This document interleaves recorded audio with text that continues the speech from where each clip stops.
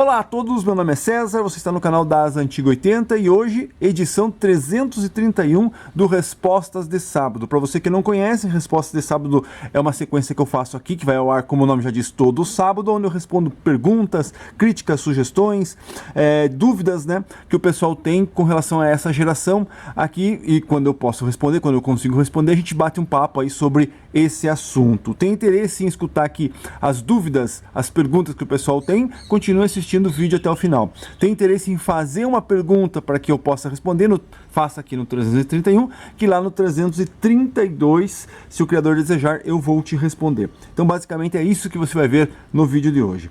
Lembrando também que das Antiga 80 é um canal onde a gente só conversa sobre essa geração de equipamentos dos anos 70, 80, alguma coisa dos anos 90, aquilo que realmente vale a pena, comparativos, opinião sincera, dicas, lives batendo papo, conhecendo, histórias, tudo sobre essa geração.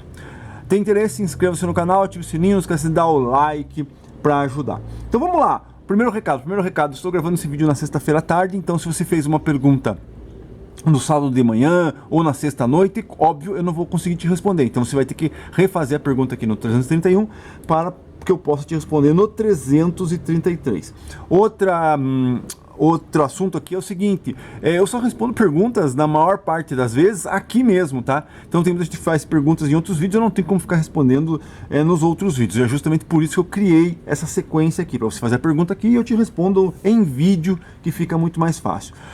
Outra coisa que eu preciso falar é que aqui o plano de fundo, né, que a gente tem aqui hoje é o nosso Model 1450, receiver clássico dos anos 70 da Gradiente. Aqui em cima está vendo um deck da Marantz. Então hoje você vai ficar com eles aí de plano de fundo, né? E eu acho que eu já falei sobre sexta-feira, então, que hoje é sexta-feira. Se você for fazer uma pergunta à tarde, eu não tenho como te responder. Então vamos lá, vamos começar a responder as perguntas que o pessoal fez aqui no 330, e essa edição 331, como você já deve ter entendido.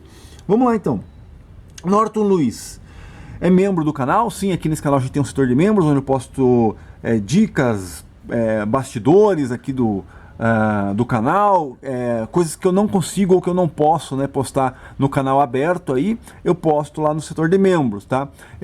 Eu não posto vídeo todo dia, eu posto vídeo quando realmente dá tempo e tudo mais, então é mais uma ajuda que o pessoal dá para este canal, né? Então você se inscreva lá no membros que você vai ver os vídeos lá que já estão lá dos bastidores, vídeos que eu não posso postar aqui no canal. Vamos lá, nosso amigo Norton é membro do canal, agradeço de coração. Vamos lá. Salve César, então vendo o seu vídeo do TD3000, fiz uma plataforma de MDF com pés do B20 que tinha sobrado das sucatas, e aí apoiei o DD7000, né, que é o toca-discos da CCE, com os pés originais em cima do set. Acabou o problema grave no último, sem vibrações. O que acontece? Ele provavelmente pegou uma carcaça de um toca-discos mais antigo, né? Porque acontece? Com o tempo, os toca-discos eles vão perdendo ali o molejo dos pés, a borracha resseca. Ele fica assim, realmente, se você for pensar, 50 anos depois, talvez a eficiência do molejo para absorção ali de contato, de ruído e tudo mais, ela acaba perdendo, né? Então o que ele fez? Ele colocou um toca-disco em cima da estrutura de um outro toca-disco, que provavelmente também tem pés ali com molejo, e aí resolveu o problema dele lá. Então, esse é um detalhe, né? Ele está citando um vídeo do TD3000 que eu postei aí na quinta-feira passada, ou na quarta-feira passada, onde eu mostrei tudo ali sobre recuperar um toca-discos antigo, né? Procura aí no canal 2 vídeos atrás, você vai ver. Então, com certeza, o fator dos pés é um problema muito grande. Você recuperar os pés, você tentar adaptar os pés, né, em um toca-discos antigo que já perdeu os pés originais, é uma coisa complicada. Não é simplesmente por um pé de borracha como num aparelho desses aqui, porque esses aqui eles não sofrem nenhum tipo de vibração. Mas o toca-discos ele precisa de um pé mais bem elaborado para que possa poder absorver, né, os impactos aí, os ruídos e tudo mais. Então, com certeza, né? Essa parte dos pés eu ainda estou tentando, como vocês viram no vídeo do T3000, eu ainda estou tentando elaborar alguma coisa ali para tentar ver como que a gente poderia fazer uns pés ali que fossem, que funcionassem, né, que fossem ativos mesmo para um toca-discos. Então é isso aí. Que bom que deu certo para você aí. Usou uma carcaça de um tocadisco antigo para servir como base, né? Então é isso aí, que bom. Mais um vídeo de membro aqui, mais uma pergunta de membro. Mauro Fleck. Olá César, entendi sobre os amplificadores digitais. Tenho uns aqui. Vou ver com o Douglas se ele aceita eles para fazer os testes. Valeu, um abraço. Não sei se vale a pena, né, meu amigo? Ter que ficar enviando equipamento. O Douglas também não sei se ele tem tempo para ficar fazendo também, né? Então, não sei, é meio complicado, mas você entendeu ali, né? Que infelizmente esses amplificadores, eles fogem um pouco do padrão, né? Então, digamos, você tem um amplificador aqui, você tem esse receiver, o 1450, e você tem lá o 360, que é simplesmente esse equipamento, só que com um pouco mais de potência, né? Com mais estrutura e tudo mais. Eles têm uma lógica, né, no funcionamento, eles têm uma diretriz, digamos assim, para seguir na hora de fazer aqui os parâmetros e tudo mais. Provavelmente esses equipamentos eles passavam por algum teste de qualidade e tudo mais. E óbvio, eles têm um projeto básico deles, né, do amplificador, que vem já de outros equipamentos americanos ou japoneses, né? Então ele tem aqui um suporte, né? Ele tem uma base aqui, né? Já esses amplificadores digitais, na minha opinião, eles são feitos aleatoriamente, porque é um chip, né? Então é um chip que vai fazer a leitura, que vai fazer a amplificação, e aí é muito variável, né? Um chip pode ter uma boa resposta de frequência, outro já não pode ter, e aí que nem o mesmo, assim como o Douglas falou lá, não, que o mesmo chip, né, feito o chip americano, pode estar incluso em uma placa chinesa ou pode estar incluso numa placa americana. Então depende de como é montado ali também, pode fazer com que ele perca algumas das suas qualidades. Então o chip pode ser bom, mas às vezes ele é montado em cima de uma placa ali que tem capacitor que está segurando, ou que está cortando, ou que tem algum tipo de problema, né? Então, ventilação, né? Você viu ali que esses equipamentos eles trabalham com a ventilação ou com superaquecimento no limite, né? Você imagine, aqui você tem um amplificador de 30 watts por canal, que tem um puta de um transistor desse tamanho de ferro, e um dissipador de alumínio desse tamanho, certo? Aí você quer injetar 200 watts num chipzinho desse tamanho, numa plaquinha desse tamanho, é óbvio, né? Porque você sabe que potência ali, ela dissipa calor, né? Ela transforma energia em vibração ali pro som, em áudio, mas ela dissipa calor, né? E aí você ter aquilo ali, pô, com certeza aquilo ali não tem uma dissipação correta, né? Então com certeza ali, que nem ele tem ventilação forçada, e nem assim aquela ventilação forçada funciona direito lá no chip que ele tá testando lá, que ele tá fazendo os testes dele. Então, realmente, cara, eu fico longe disso, tá? Não tenho maior. Nossa, o cara fala assim pra mim, não, eu tenho aqui uma placa de amplificação que vale 5 mil reais, te dou aqui no teu amplificador que vale 1.000. Não me interessa, eu fui no amplificador velho de 1.000, né? Eu já falei pra vocês que o meu interesse não é tanto assim no áudio, eu já não tenho mais ouvido, não tenho caixa acústica, não tenho ambiente para pegar e parar e ficar escutando o áudio. Não, olha só, aqui tá o grave. Não, eu coleciono equipamentos, entendeu? Eu vou citar novamente a comparação com um carro antigo, né? O cara que fala assim, não, eu vou comprar um Opala porque é legal, bacana. Ele acha que ele vai descer de manhã num frio desgraçado e bater partida e sair andando como ele faz no HB20 dele. Não vai, né? Então as pessoas têm que entender que aquilo é uma coisa específica, uma coisa que a pessoa coleciona. Então eu não quero ter um amplificador. Aqui, ó, você tem um Model 1450 receiver. Cara, esse receiver é uma porcaria, vive fugindo, foge, falha, não sei o que. Compra um receiver moderno, que é muito mais fácil e tal. Tem a plaquinha aqui, ó, uma plaquinha pendrive aqui, que o FM é muito mais fácil. Não! Eu quero um 1450, eu quero um Model 1450, fabricado pela Gradiente em 1980. Eu não quero um amplificador, eu não quero um receiver, você consegue entender? Então, é claro que fazer os testes ali e tentar elaborar e ver como que funcionam esses equipamentos modernos é interessante, e é por isso que a gente acompanha lá o canal do Douglas, né? Mas agora sim, César, se você não liga muito para a qualidade, por que você está tirando dos amplificadores lá, né, do digital? Sendo que você tem equipamentos aqui que talvez nem funcionem ou também não reproduzam, né? Exemplo, PM5000, se ele está lá com o filtro de corte de entrada dele, ele não reproduz para baixo de 50 Hz. Pois mas eu nem escuto para baixo de 50 Hz, né? Então, são são conceitos diferentes, entendeu? A pessoa que quer um som de qualidade e tudo mais, e é diferente, né? Como eu falo aqui, né? Eu vim do som profissional, né? Eu vim do som profissional. Eu não venho do som residencial de qualidade. Não, eu venho do som profissional, quando esses equipamentos eram utilizados profissionalmente. E você ia querer tocar 30 Hz num lugar aberto, num salão de, sei lá, 100, 200, 500 metros quadrados, mais, né? Ou então num lugar aberto, num autódromo, não sei o que, querer escutar 30 Hz, você não escuta 30 Hz no autódromo, num lugar aberto, você entendeu? Você só escuta de 50 para cima, é médio grave para cima, né? Então é isso aí, cara. Continuando, F. Suzano. Olá, César. Linda pilha de equipamentos. Valeu. Valeu, meu amigo. Obrigado pelo comentário. Continuando, Norton Luiz. Norton Luiz é membro do canal, né? Ele já mandou uma mensagem e também mandou aqui um valeu demais. Se você teve alguma dúvida tirada aqui no canal, algum vídeo que te ajudou, né? Nada melhor do que você retribuir ao canal, sei lá, fazendo um superchat, fazendo uma contribuição, se tornando membro, alguma coisa assim. E o nosso amigo Norton Luiz aqui mandou um valeu demais aqui pelo canal. Grande abraço, muito obrigado. Sidney William Perdiz Forini. Boa noite, César. Grande abraço. Qualquer novidade com a limpeza e manutenção da mesa de som eu conto aí no grupo. Uma boa notícia é que está funcionando perfeitamente. O SL2900 deu uma entortada no cabo e parece arame, de tão ressecado que está. E voltou a funcionar o canal esquerdo, graças a Deus. Um alívio, vou levar o técnico para substituir o cabo.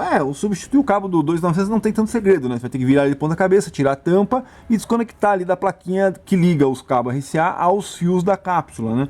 Mas o ideal, o único problema é o seguinte, encontrar cabo decente novo, né? Eu não sei, teria que fazer uma pesquisa. Inclusive no vídeo do T3000 eu citei lá em ter que trocar o cabo.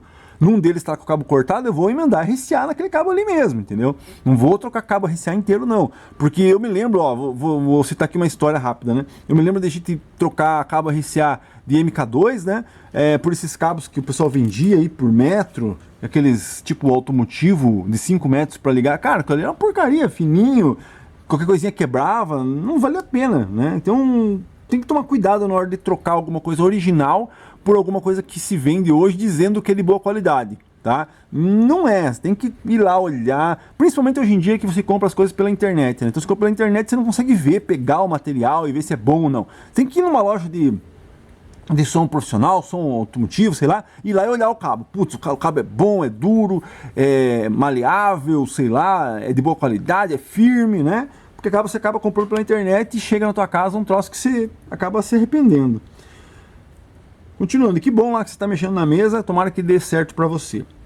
Alberto Souza. Opa, César, parabéns mais uma vez pelo canal. Siga em frente. Tenho me interessado por um tape deck de rolo. Por acaso já teve experiências? Dizem que é muito complicado seus ajustes e os que estão por aí sendo usados, a maioria não consegue se obter um bom áudio. Normalmente som abafado e distorcido. E qual a diferença dos modelos 7 e 10.5 polegadas? Vale a pena adquirir conhecer as melhores marcas que fabricaram desses decks, tipo Pioneer, Akai, Sony, TIAC. Conhece técnicos no Brasil que reparam ou calibrem bem esses equipamentos? Valeu, grande abraço. Começar pelo final, não conheço nenhum técnico que faça manutenção em tape deck, assim, que seja uma coisa, eu não digo justa, mas que seja coerente no preço e que seja bom, né? Então um técnico que vai mexer no tape deck de rolo hoje, para fazer uma restauração, esse tipo de coisa, vai te cobrar o preço que é o tape. Eu vou pagar 2.000 no tape deck, você vai pagar 2.000, 2.500 para fazer manutenção, né? Então eu normalmente pegaria um tape deck desse e faria manutenção, tipo limpeza de cabeça, aquela manutenção básica, porque são equipamentos que foram poucos usados na época. Se você pega um equipamento bom, que foi pouco usado na época, às vezes uma limpeza, um ajuste, você consegue resolver os problemas dele, né? Mas técnico eu não conheço. Com relação às marcas, as marcas que você mais pode confiar, não digo confiar, né, por ser melhor, mas eu digo que por ter bastante aqui no Brasil e ter vendido bastante no Brasil é a Akai. Então você compra a Akai, você vai ter suporte, vai ter peça, vai ter um monte de coisa. Sony já é mais complicado, TIAC já é mais, Pioneer bem mais complicado. Então eu iria em um Akai, né, Volkswagen, né, como a gente chama, um Fusca aí, né. Então não acai. Mas aí vai depender do modelo, vai depender do estado de conservação e muita coisa, tá? É claro que tem tape deck TIAC ou Pioneer que é melhor que a Akai, mas só que o Akai, como eu disse, é mais fácil de manutenção e tudo mais porque você encontra mais. Qual a diferença dos modelos de 7 e 10.5 polegadas? É o tamanho da fita, né? Então você tem aquela fitinha pequena e tem aparelhos que só toca aquela fitinha pequena. E os de 10 normalmente toca a fitinha pequena e toca a fitinha grande.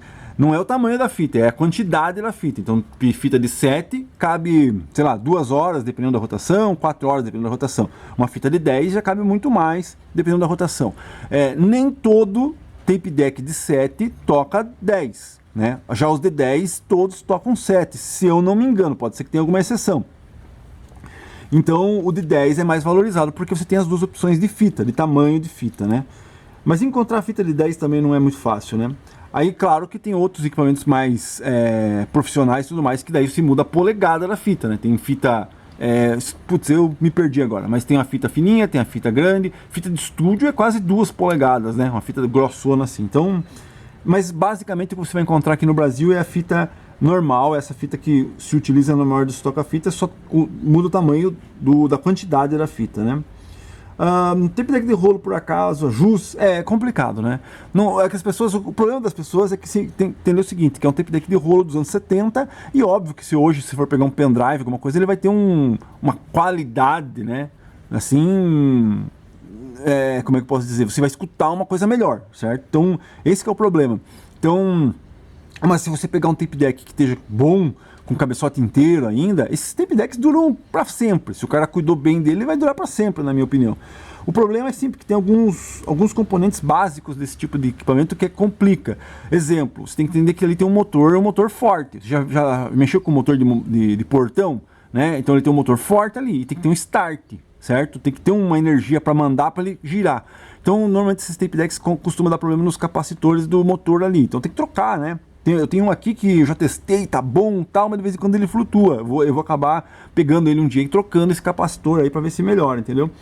Então tem alguns problemas, né, que você pode encontrar num tape deck desse. É risco, né? O risco que você corre. Quanto mais inteiro, mais conservado, com mais procedência você comprar o tape deck, por mais que ele esteja parado, é mais fácil de você tentar resolver. Agora você pega um equipamento aí, não, tá 100%, não sei o que, não sei o que. Só que um exemplo que, para quem está acompanhando os aparelhos de rolo que estão sendo oferecidos, aí você pega lá, ele tá assim, com um VIU que não é da geração, com um VIU trocado, certo? Então quer dizer o que? Já foi fuçado. Ele pode ter sido fuçado por bem, quer dizer o que? Já feito recap, mexido, trocado, ou pode ter sido fuçado por mal. Quer dizer o que? Já feito emenda e adaptação para funcionar, para gravar os dois lados, né?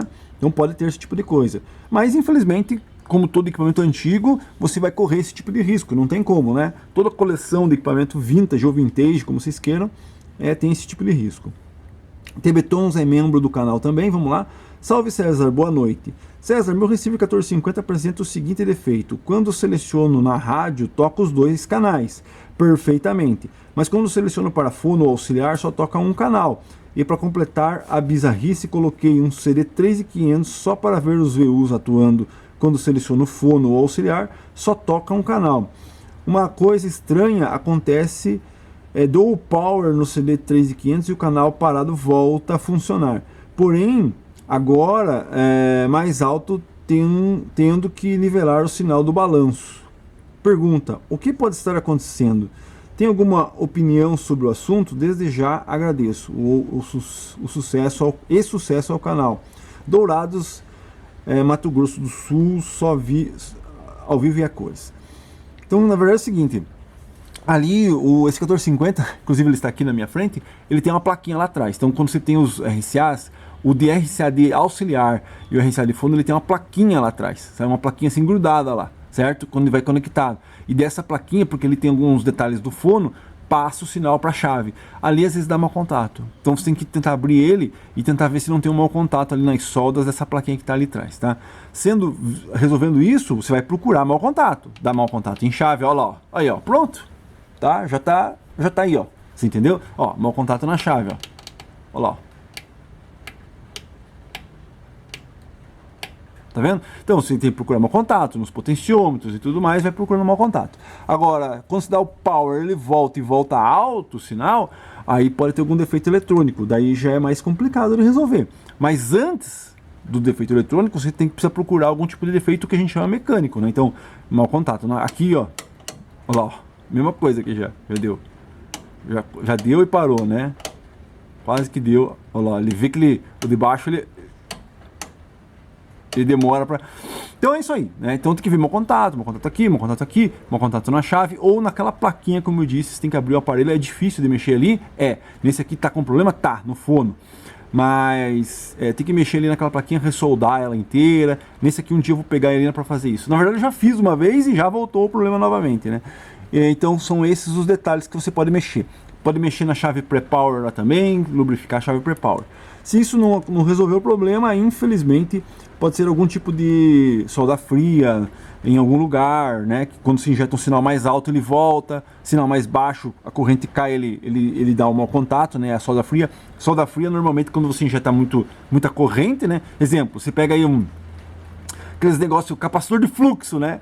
Do De Volta para o Futuro. Se você tem um polo aqui e a corrente é alta, eles se juntam. Mas se você tem um polo aqui que está separado, né? E a corrente é baixa, a corrente não consegue chegar de um do lado pro outro. Mas se você joga muita energia, essa corrente começa a passar para cá, entendeu? É a mesma coisa num equipamento desse. Se você tem ali uma solda trincada e tá com o volume baixinho, né? Então, tipo, não passa corrente.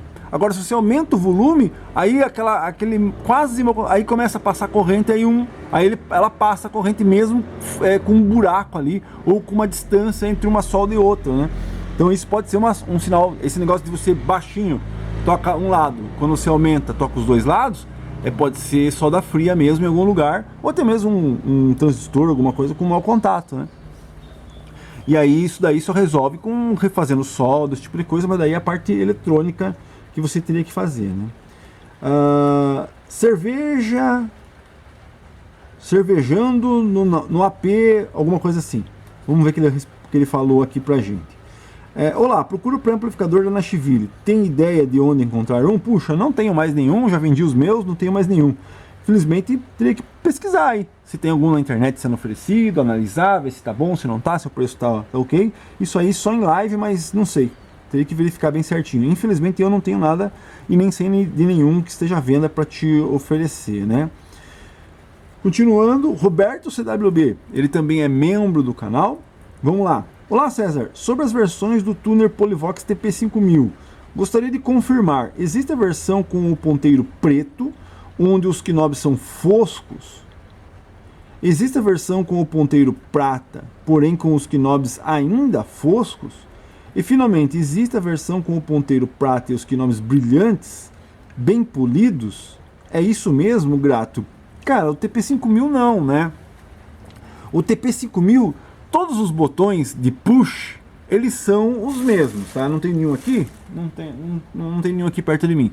Mas todos os TP5000 não mudam os botões de push. Ele é de plástico e é aquele um brilhante mais abafado, porque ele é uma pintura, não é uma química ali, não é um alumínio. Aqui você está vendo um alumínio, né? Ele está anodizado aqui. E não está polido com uma máquina esfregando massa de polir. Então isso aí já é uma outra dica. Eu já mostrei isso aqui no meu canal, que preteia depois que você faz isso, que você lixa, você pega esse botão aqui, tá meio riscado, vou lixar e depois polir. Você acabou de tirar o anodizado e aí ficou o alumínio cru, aí você passou a massa de polir, poliu, ficou lindo, maravilhoso, lustroso, dá até para pentear o cabelo ali, mas o alumínio e oxigênio não combinam. Você já ouviu falar nisso? Oxigênio e alumínio não combinam.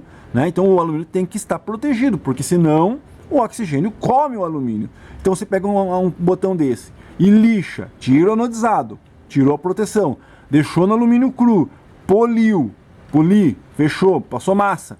De repente, com o tempo, o oxigênio vai começar a comer. Já vi pretear, já vi ficar tudo pipocado, já vi um monte de coisa. Né? Então, não faz. Lixar botão não é o certo, entendeu? Você tira a proteção do alumínio. Já falei isso 1000 vezes aqui, mas fazer o que, né? O pessoal acredita aí nas...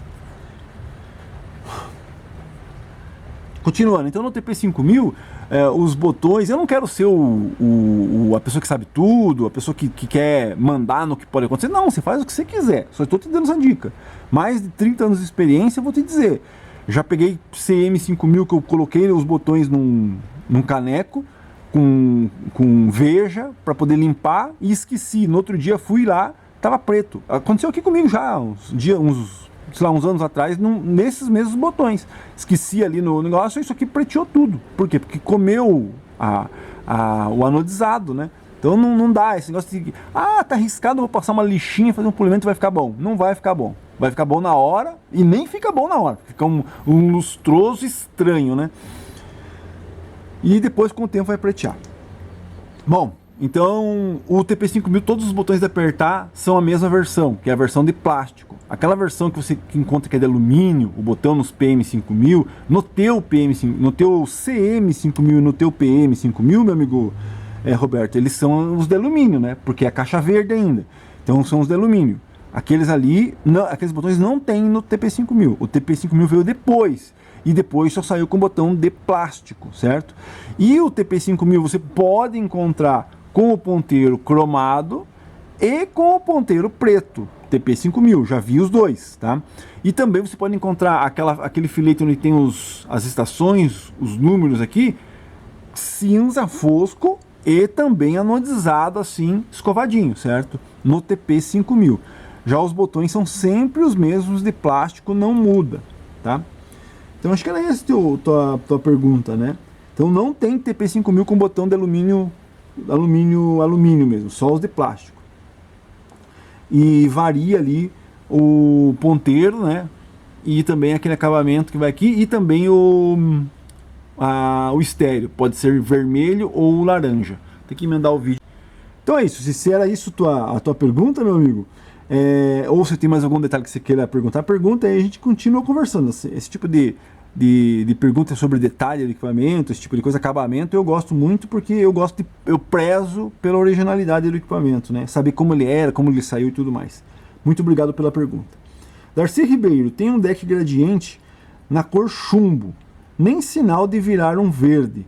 Pergunto, se eu tirar o painel e colocar no sol, será que colocar no sol sempre, será que vira um verdão? Pergunta bobagem, mas será? Não é o sol. Não é o sol diretamente que vai. O sol ele pode fosquear os acabamentinhos, os do VU vermelho, queimar.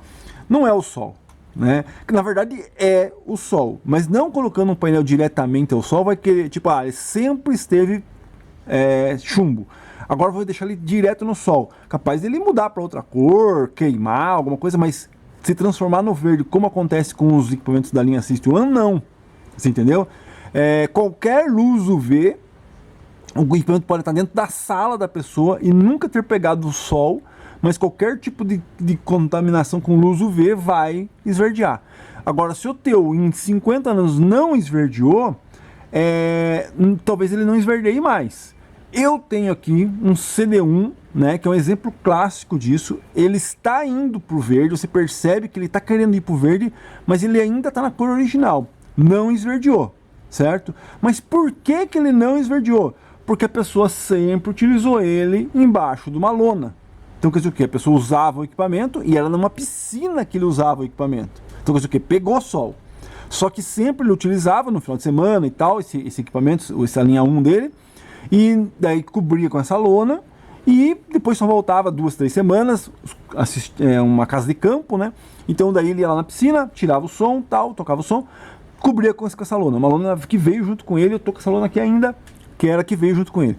Então esse CD1 ele não pegava UV, porque essa lona protegia ele. Então eu ainda mantenho ele com a lona para justamente que, exemplo, eu posso fazer esse teste.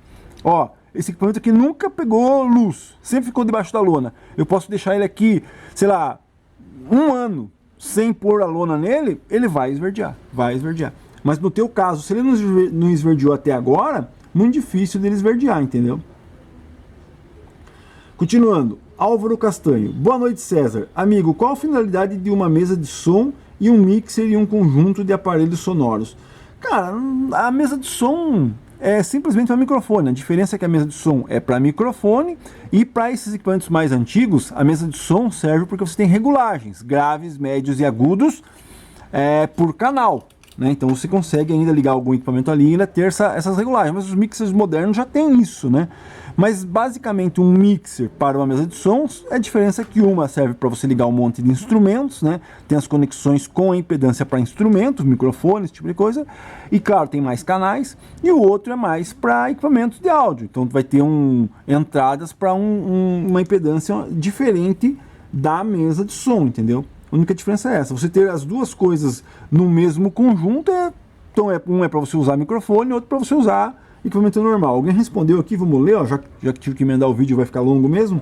Ele vai responder bem explicado, mas eu tenho o System One e uso um mixer M1, principalmente para ter várias entradas. Fontes de áudio, eu penso que no início era para ter vários toca-discos, microfone, etc. Até porque eram usados em discoteca. Já hoje em dia é útil por termos muitas fontes como CDs, celular, tablet, PC, etc. Que antes não havia. Bom, vamos lá, no caso do M1, né? Já que ele citou aqui o caso do M1, o M1 é diferente. O que acontece? A Gradiente, quando fez o M1, fez para ser utilizado no System One, puxa, 6 canais, então eu vou poder ligar aqui 6 canais, mas ela também já pensou num sistema profissional. Ela já estava pensando como a Cygnus pensava, né? Em ter equipamentos direcionados para o sistema profissional. Então você tem ali um M1 que todas as conexões, todas as conexões são para áudio e também para microfone, né? Então já pensou em, bom, se o cara quiser meter 6 microfones aqui, o cara pode meter 6 microfones e usar profissionalmente o troço, né? Então essa eu acho que é a questão do M1, você entendeu? Continuando, Darcy Ribeiro. Olá César, falando de pintura em spray que nunca seca, então, não existe spray de boa qualidade? Pois pintei uma tampa aqui e uns signos até fica bonito. Mas se colocar outra palha em cima, gruda tudo. Pois é, então é isso. Esse que eu sempre falo, né? Os caras pintam em spray, não adianta. Se esse equipamento aqui, ó, se esse aqui tivesse sido pintado de spray, na hora de tirar isso aqui, eu já mostrei aqui o A1, cara. Pra você ter uma ideia, aquele A1 que eu mostrei aí, que vocês viram do vídeo do spray, que eu postei há 5 anos atrás, lá para membros, né? Aquele vídeo é antigo para membros, vocês entenderam que era de membros, eu juntei ali algumas coisas que eu postei para membros e postei aqui no canal aberto. Há 5 anos atrás eu postei aquilo para membros, né? Quer virar membro, vire membro. E o que acontece? E eu mostrei, não sei se foi nesse dia, mas eu mostrei que eu tinha um A1, que era esse pintador de preto fosco, com spray, e um A1 em cima. Na hora de eu pegar o A1 de cima para poder mexer no de baixo, para você ter uma ideia, eu consegui erguer os dois A1 pelo A1 de cima, ele tão grudado que ficou o pé do A1 de cima na tampa no de baixo. Pra você ter uma ideia, no A1, super pesado, eu consegui erguer os dois, pegando só em um. Né? E eu acho que eu já, não sei se eu mostrei isso para membros, tem algum vídeo aí. Então pra você ver como derrete mesmo. A tinta pintada de spray, ela derrete. Agora, e derrete e gruda no pé de borracha no de cima. Agora, existe alguma tinta em spray que possa resolver esse problema? Eu realmente não conheço, né? A gente usa normalmente a Colorgen aí, que é a empresa mais antiga de spray, é a que a gente mais conhece, que a gente mais usa, mas eu realmente não conheço nenhuma outra marca que possa ter, talvez aquelas tintas de alta temperatura, não sei, eu me lembro que a Colorgen usava spray, tinha uma de alta temperatura para pintar escapamento, né? Pode ser, mas não posso te dar de certeza. É difícil. Hoje em dia, antigamente, você fazer uma pintura numa tampa era difícil. Mas hoje em dia, se você chegar em qualquer funilaria aí e falar assim, ó, preciso pintar isso aqui, o cara vai te cobrar ali uma grana, apesar que dá um trabalho do caramba, às vezes o cara não quer pintar. Mas se você encontrar uma, talvez o cara faça um serviço pra você, entendeu? Só que ele vai querer passar verniz, né? E o verniz fica maçã do amor. Ó, alguém fez um comentário nesse comentário, vamos lá. Olá, já testei vários spray e nenhum ficou bom. Não secam e ainda saem muito fácil. Não adianta. Se quer coisa bom, tem que ser tinta automotiva. Aí, ó, nosso amigo Mauro Fleck, membro do canal, fez um comentário que eu já venho falando isso há anos. Há anos, quando eu vejo o pessoal passando tinta em spray, falando, cara, não adianta spray, não adianta. É melhor deixar a caixa. Às vezes tem 2, 3 risquinhos, o cara lixa e passa um spray. Às vezes nem lixar não lixa, passa o spray por cima. Aí você vê as marcas do risco embaixo do spray. Só que cagou daí. Cagou, porque o spray acaba com tudo, entendeu? Então é melhor uma tampa riscada com pintura original do que com spray. E é fácil de identificar quando é com spray. Quer dizer, na minha época era fácil de identificar, porque só existia preto fosco, prata, né, essas cores básicas. Hoje em dia os caras fazem, né, a tinta no spray, colocam na lata e te vendem. Então você pode encontrar um CM5000, exemplo, com a pintura parecendo pintura original, cor, né, a cor original, mas ter sido pintado de spray. Na minha época não. Se pegasse um CM5000 pintado, ou era prata, ou era prime, ou era preto fosco, né?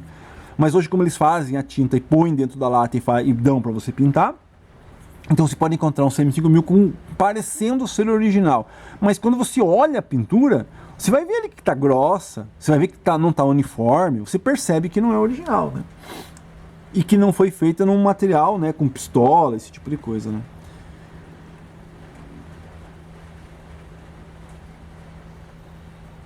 Então, faltou uma perguntinha aqui, vamos lá. Uma mensagem. Nosso amigo Vintage Luiz José, o mestre dos tape decks, né? É trocador de cabeça também? Trocador de cabeça dos tape decks. Vamos lá. Salve César. Já estava preparando o pau de amansar louco. Piado capão raso e pinheirinho é assim. Escreveu, não leu, pau comeu. Enfim, o patrão nem instigou. Valeu, abraço, Pia. Na verdade, ele tinha mandado uma mensagem pra mim e eu acho que ele apagou, né? Mas ele tava falando sobre os tape decks. Eu vou falar, porque eu li a mensagem, né? Um pouco antes, mas aí quando eu fui responder as perguntas, ela não tava aqui. Mas então não foi. Isso que eu vou falar agora, esse comentário que eu vou fazer aqui no final, não é sobre o nosso amigo Luiz José, né? Não é, certo? É aleatório, sobre outra pessoa. O comentário é o seguinte, que a gente estava conversando sobre o 30BS, né? O 30BS, alguém perguntou se tem só o prata ou tem o preto também, né? E aí eu falei, não lembro de ter pego nenhum preto. Se tiver, é muito raro. Aí veio um amigo nosso e falou, não, eu tenho um preto, tem mais um amigo de Curitiba que também tem um preto, então beleza, então existe preto. Eu confio nestas pessoas, né? Márcio, puxa vida. Não é querendo, mas eu confio no nosso amigo técnico, eu confio, porque ele é detalhista igual eu. Então, com certeza existe, então, o 30BS preto. Só que alguém citou, falando assim, pode ser refeito, né? E refeito, mas como foi citado, você pegar um equipamento que você quer saber se ele foi refeito, que ele não é original daquela cor, que ele foi restaurado, quando você pega aquela peça na mão, você percebe. Você percebe, porque por mais que seja lindo, maravilhoso, entendeu? Um equipamento antigo, ele tem detalhes, são 50 anos. E se você pega um restaurado, você vai ver que ele é muito novo para ter 50 anos.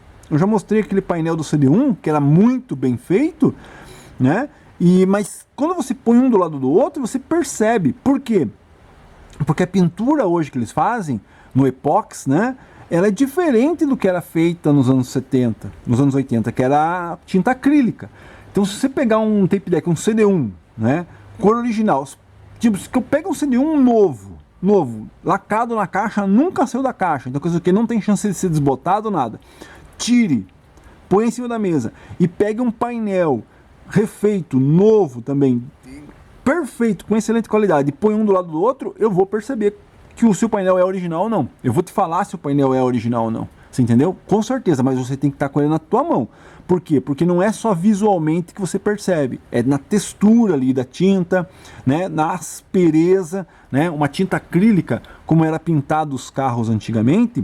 Então você tinha carro metálico, carro brilhante, e você percebia. Por quê? Porque era só uma camada, era só acrílico. Hoje você tem carro que você pinta poliéster e verniz. Tem carros que você pinta hoje com uma camada só, mas você sente, sabe, na textura a tinta. Ela é diferente, a textura é diferente. Então só pegando você consegue entender.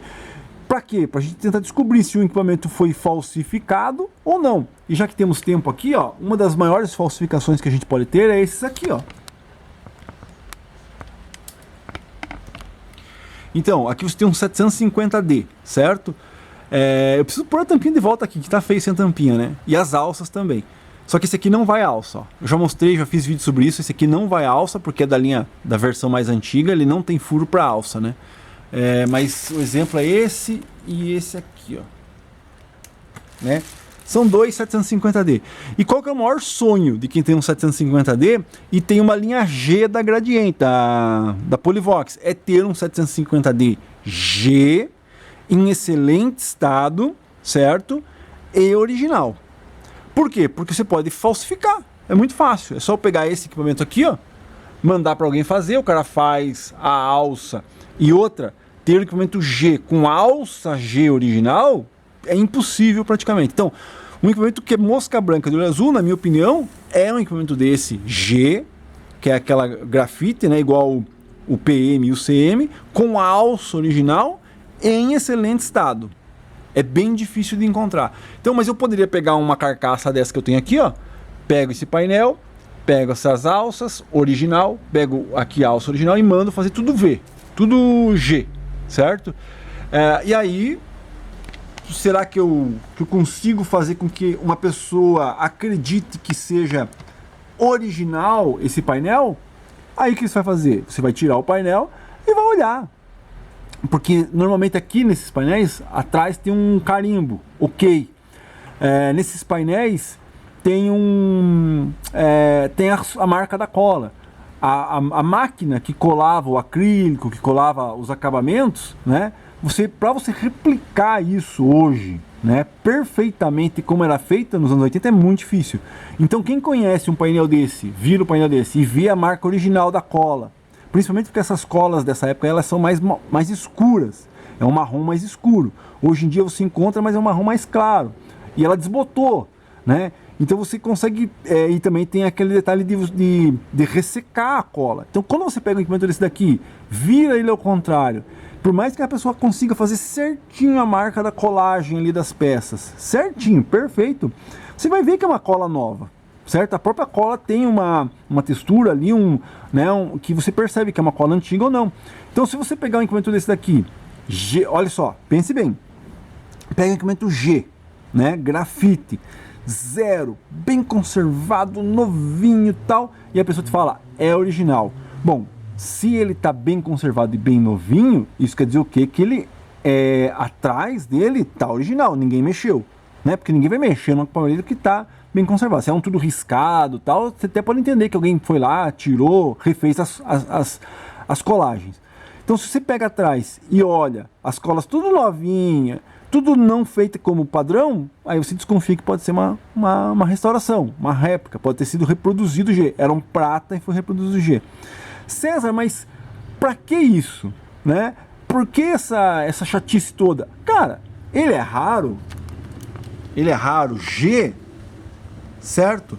Ele é raro G, original, consegue entender? Agora, se eu pegar todos os meus e fazer todos eles G, eles não vão ser mais raros, você entendeu? Tipo, vai ter de monte, mas você sabe que é réplica, então eles não perdem a raridade.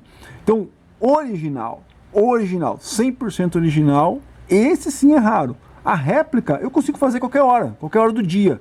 Eu devo ter umas 3 frentes dessas de 750D jogada aqui. Posso fazer 3 frentes. E existem outros detalhes também. Como a gente não tem um material de divulgação da linha G da Polivox, eu pelo menos nunca vi, né? Se você for ver aí fotos desse equipamento, normalmente é foto recente e tal. Nunca vi uma foto antiga, tipo aqui, ó, que é um outro assunto que eu preciso debater também, ó. CD1 verde, né? É uma foto antiga, ó, 1999. Então, já em 99, quer dizer que 26, 27 anos atrás, o CD1 já era verde, ó, né? Então, o que acontece? A gente não tem nenhum material de divulgação da própria Polivox com esse tipo de equipamento. Então a pergunta é, a linha G, né? Você tem lá o PM, o CM, o TP5000, todos os equipamentos da linha G, eles têm os botões G também, grafite. Aí eu te pergunto, esse equipamento aqui, eles têm os botões G também? Esses botões aqui, ó, esses da lateral, esses aqui, ó, de volume e tal, ele é G também? As teclas é G também? Né? A tampa aqui, ó, esse acabamento de alumínio que tem aqui, é G também? Ou ele é só o painel G com os botões aqui desse mesmo equipamento? E aí? Qual que é a pergunta? Qual que é a resposta? Se você for na lógica, né, o que eu vou te falar é que os botões teriam que ser G também. Por quê? Porque se o PM e o CM têm os botões na cor do aparelho, o tape deck também teria que ter na cor do aparelho. Mas um amigo que eu não vou citar o nome aí sabe que as pessoas acabam fazendo cagada, né? E aí quando você pega um equipamento desse daqui, né? Vou tirar o botão original aqui, ó, né? Então o botão anodizado. Você acha que a Polivox conseguia fazer o botão G para meia dúzia de tape deck e pôr lá? Não, eu acho que ela mantinha os botões assim. Por isso que eu acho que originalmente o 750G ele é G só o painel e os botões são prata, o que desconfigura com o resto do equipamento. E aí tem gente que quer resolver esse problema, porque esse problema não é... A gente não tem certeza se ele é G ou não, certo? E aí o que acontece? Aí acaba transformando isso aqui em G. Só que não faz da maneira certa. Faz isso aqui no botão a mesma coisa que eu fiz em umas alças que eu já mostrei aqui no canal da linha G. Quer dizer o quê? Faz uma pintura. E aí quando você pega um botão desse pintado, óbvio que você vai perceber que é pintado. Olha o anodizado aqui, ó. Olha só. Olha como o anodizado, ele não é aquele lustro, né? Um espelho, ó. Ele é meio que prata, brilha, reflete, às vezes não reflete, olha só, né? Então quando se pinta um equipamento desse daqui com uma cor G, no caso, não vai ter esse acabamento aqui, ó. Não vai ter. Você entendeu? Então você percebe, né? E isso tudo eu estou mostrando lá nos membros, porque eu estou tentando fazer uma réplica de botão de PM5000 prata na pintura. E quem é membro está acompanhando lá a luta que eu estou tendo de transformar botões de resina, réplicas não, né? Cópias de PM5000 e tentar fazer com que ele fique numa cor decente. Tem vários vídeos lá e isso está no setor de membros, né? Então é isso, né? A questão de você... E agora eu percebi que eu preciso limpar esse aqui, ó. Tá cheio de pipocado aqui. Isso aqui vai comendo anodizado do deck, ó. Já comeu, já. Essas gorduras que ficam assim no aparelho, ó. Tem um fungo, né? Que ele acaba comendo. Tem que limpar esse deck. Na verdade eu vou pôr a venda esse deck aqui, porque... Então é isso aí. Grande abraço. Deixa sua pergunta para a semana que vem. Obrigado pelas perguntas. Se eu não respondi corretamente alguma pergunta aí, algum detalhe, continue conversando, a gente continua debatendo aqui, que é bem interessante e bem legal. E se você que escutou esse vídeo aqui, né, tem por acaso um material da linha G, quer dizer que um folder, uma revista, sei lá, uma Playboy, que a Polivox anunciou lá, equipamento da linha G, e tem o tape deck, uma foto original de época, pra gente poder comparar, ver e analisar, ver, saber como que é os botões do tape deck, puxa, seria muito interessante encontrar isso, né? Pra você que é rato de brechó, apesar que não encontra mais, sei lá, será que não existe uma revista Manchete, sei lá, uma Veja, ou uma Playboy, alguma coisa assim que tenha uma propaganda da linha G da Polivox, porque a gente normalmente procura nas revistas de áudio, né? Mas nas de áudio a gente não encontra. Eu pelo menos não conheço nenhuma foto oficial, original, né, que contenha o tape deck, né, que o pré e o power a gente, que tem o folder lá, que tem a foto do pré e o power, a gente sabe, mas que tem o tape deck da linha G, eu realmente não conheço. Então é isso aí, grande abraço, até a próxima. Deixe sua pergunta aqui para a semana que vem.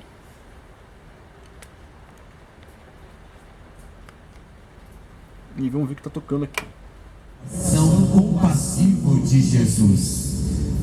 Uma oração para vocês para finalizar o vídeo. Eles glorifiquem a vossa misericórdia por toda a eternidade.